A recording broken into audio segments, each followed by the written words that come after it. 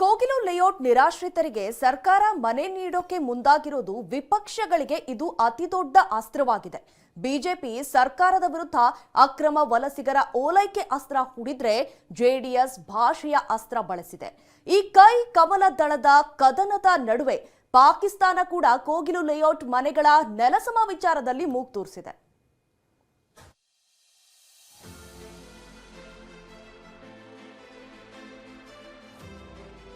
ಅಕ್ರಮ ವಲಸಿಗರಿಗೆ ಮನೆ, ಕನ್ನಡಿಗರಿಗೆ ಅನ್ಯಾಯ ಎಂದ ಬಿಜೆಪಿ. ನಿಯಮಗಳನ್ನೆಲ್ಲ ಗಾಳಿಗೆ ತೂರಿ ಮನಸ್ಸೋ ಇಚ್ಛೆ ತೊಗ್ಲಕ್ ದರ್ಬಾರ್ ನಡೆಸ್ತಾ ಇದ್ದೀರಾ. ಕನ್ನಡಿಗರ ಸರ್ಕಾರವೋ ಮಲಯಾಳಿಗಳ ಸರ್ಕಾರವೋ, ಜೆಡಿಎಸ್ ಕಿಡಿ. ಸರ್ಕಾರ ಕೋಗಿಲು ಲೇಔಟ್ ನಿವಾಸಿಗಳಿಗೆ ತರಾತುರಿಯಲ್ಲಿ ಮನೆಗಳನ್ನು ನೀಡೋಕೆ ಹೊರಟಿರೋದಕ್ಕೆ ವಿಪಕ್ಷಗಳು ಆಕ್ರೋಶ ಹೊರಹಾಕಿವೆ. ಜೆಡಿಎಸ್ ರಾಜ್ಯದಲ್ಲಿ ಇರೋದು ಕನ್ನಡಿಗರ ಸರ್ಕಾರವೋ ಮಲಯಾಳಿಗಳ ಸರ್ಕಾರವೋ ಅಂತ ಪ್ರಶ್ನಿಸಿದೆ. ಬಿಜೆಪಿ ರಾಜ್ಯಾಧ್ಯಕ್ಷ ವಿಜಯೇಂದ್ರ ಸಿಎಂ ಕುರ್ಚಿಗಾಗಿ ಕೇರಳದ ಅಕ್ರಮ ನಿವಾಸಿಗಳಿಗೆ ಮನೆ ನೀಡುವ ಮೂಲಕ ಅನ್ಯಾಯ ಮಾಡಲಾಗ್ತಿದೆ ಅಂತ ವಿಜಯೇಂದ್ರ ಕಿಡಿಕಾರಿದ್ದಾರೆ. ಅಕ್ರಮ ವಲಸಿಗರಿಗೆ ಮನೆ ನೀಡೋದ್ರಿಂದ ಮಿನಿ ಪಾಕಿಸ್ತಾನಗಳು ನಿರ್ಮಾಣವಾಗುತ್ತದೆ ಅಂತ ವಿಪಕ್ಷ ನಾಯಕ ಆರ್ ಅಶೋಕ್ ಎಚ್ಚರಿಸಿದ್ದಾರೆ. ಇಲ್ಲಿ ಕೇರಳ ಮೂಲದ ಅಕ್ರಮ ವಲಸಿಗರಿಗೆ ರಾಜ್ಯದ ಮುಖ್ಯಮಂತ್ರಿಗಳೇ ಮುಂದಿಟ್ಕೊಂಡು ತನ್ನ ಕುರ್ಚಿಯನ್ನು ಉಳಿಸಿಕೊಳ್ಳುವ ಸಲುವಾಗಿ ಮುಖ್ಯಮಂತ್ರಿ ಸ್ಥಾನವನ್ನು ಪಡೆದುಕೊಳ್ಬೇಕು ಎನ್ನುವ ಪೈಪೋಟಿ ಇವತ್ತು ಸಿದ್ದರಾಮಯ್ಯ ಡಿ.ಕೆ. ಶಿವಕುಮಾರ್ ಮಧ್ಯೆ ಏನಿದೆ, ಇದು ಈ ರಾಜ್ಯಕ್ಕೆ ಇವತ್ತು ಅನ್ಯಾಯ ಮಾಡ್ತಾ ಇದೆ. ನಿಯಮಗಳನ್ನೆಲ್ಲ ಗಾಳಿಗೆ ತೂರಿ ಮನಸ್ಸೋ ಇಚ್ಛೆ ತೊಗ್ಲಕ್ ದರ್ಬಾರ್ ನಡೆಸ್ತಾ ಇದ್ದೀರಾ. ಹೊಸದಾಗಿ ಲ್ಯಾಂಡ್ ಗ್ರಾಬಿಂಗ್ ಮಾಫಿಯಾಗೆ ಉತ್ತೇಜನ ಕೊಡ್ತಾ ಇದ್ದೀರಾ. ಮಿನಿ ಪಾಕಿಸ್ತಾನಗಳನ್ನು ನಿರ್ಮಾಣ ಮಾಡ್ತಾ ಇದ್ದೀರಾ. ನೀವು ಹಿಂಗೆ ಮಾಡಕ್ಕೆ ಶುರು ಮಾಡಿದ್ರೆ ಕ್ರೈಮ್ ಶುರು ಆಗ್ತದೆ, ಕಳ್ಳಕಾಕರು ಶುರು ಆಗ್ತಾರೆ. ಅಶೋಕ್ ಮತ್ತೊಂದು ಗಂಭೀರ ಆರೋಪ ಮಾಡಿದ್ದಾರೆ. ಕಾಂಗ್ರೆಸ್ ನಾಯಕ ವಾಸಿಂ ಅನ್ನೋನು ಒಬ್ಬೊಬ್ಬರಿಂದ 4 ರಿಂದ 5 ಲಕ್ಷ ಪಡೆದು ಈ ಜಾಗಗಳನ್ನು ಅಗ್ರಿಮೆಂಟ್ ಮಾಡಿಕೊಟ್ಟಿದ್ದಾನೆ ಅಂತ ಆರೋಪಿಸಿದ್ದಾರೆ. ವಾಸಿಂ ಅನ್ನೋನು ಎಲ್ಲರ ಹತ್ರನೂ 4 ರಿಂದ 5 ಲಕ್ಷ ರೂಪಾಯಿ ಇಸ್ಕೊಂಡಿದ್ದಾನೆ. ವಾಸಿಂ ಅವು ಕಾಂಗ್ರೆಸ್ಸಿನ ಲೀಡರ್.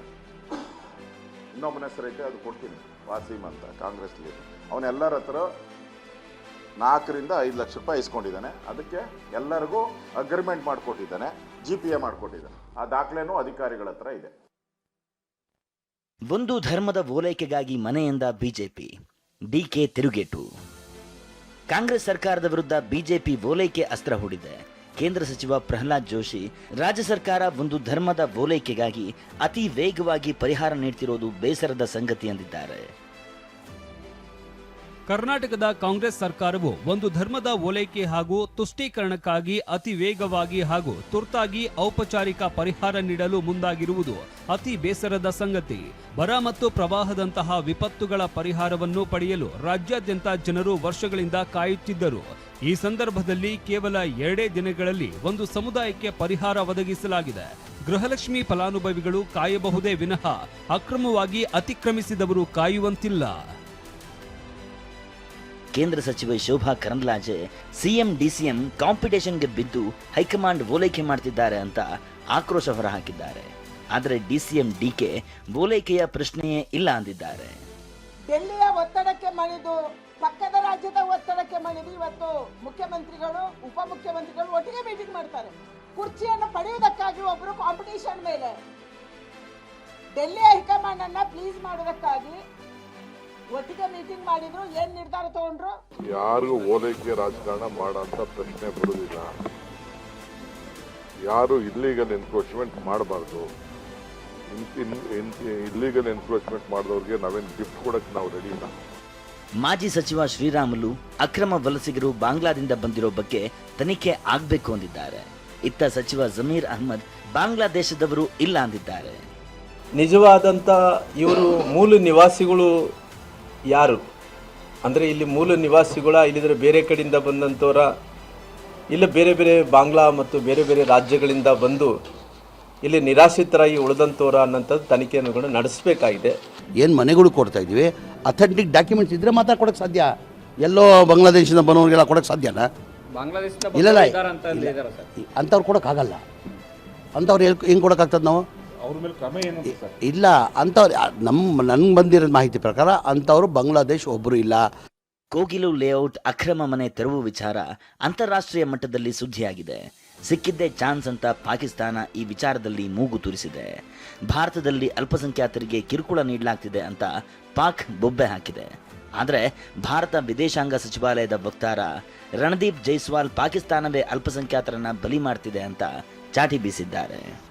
ಪಾಕಿಸ್ತಾನ ಪ್ರತಿಕ್ರಿಯಿಸಿದೆ ಅಂತಂದ್ರೆ ಇದರ ಹಿಂದಿರುವಂತ ಶಕ್ತಿ ಯಾವುದು, ಭಾರತದಲ್ಲಿ ಯಾರ್ಯಾರನ್ನ ಎಲ್ಲೆಲ್ಲಿ ಸೆಟ್ಲ್ ಮಾಡ್ಬೇಕು ಅನ್ನುವಂಥದ್ದನ್ನು ಯಾರ್ಯಾರು ಯೋಚನೆ ಮಾಡ್ತಿದ್ದಾರೆ ಅನ್ನುವಂಥ ನಿಮ್ಗೆ ಸ್ಪಷ್ಟ ಗೊತ್ತಾಗುತ್ತೆ. ಅಂದ್ರೆ ಅದ್ರ ಜೊತೆ ಕಾಂಗ್ರೆಸ್ ಸರ್ಕಾರ ಕೈ ಜೋಡಿಸ್ತೀಯಾ ಪಾಕಿಸ್ತಾನದ ಜೊತೆ? ಅವ್ರು ಯಾರ್ರೀ? ನಾವಿಲ್ಲ ಇಲ್ಲಿ, ನಮ್ಮ ದೇಶದಲ್ಲಿ ನಾವಿದ್ದೀವಿ. ಮುಸಲ್ಮಾನ್ಗಳು ನೋಡ್ಕೊಳ್ಳೋಕ್ಕೆ ನಮ್ಮ ದೇಶದಲ್ಲಿ ನಾವಿದ್ದೀವಿ. ಅವ್ರು ಯಾರು? ಮೊದಲೇ ಅವ್ರ ದೇಶ ನೋಡೋಕ್ಕೆ ಹೇಳ್ಕೊಳಕ್ಕೆ ಹೇಳಿ. ಮೊದಲೇ ಆ ಪಾಕಿಸ್ತಾನ ದೇಶ ನೋಡ್ಕೊಳ್ಳೋಕೆ ಹೇಳಿ. ಆ ಬಡತನ ಇದೆಯಲ್ಲ ಅದು ನೋಡ್ಕೊಳ್ಳೋಕೆ ಹೇಳಿ.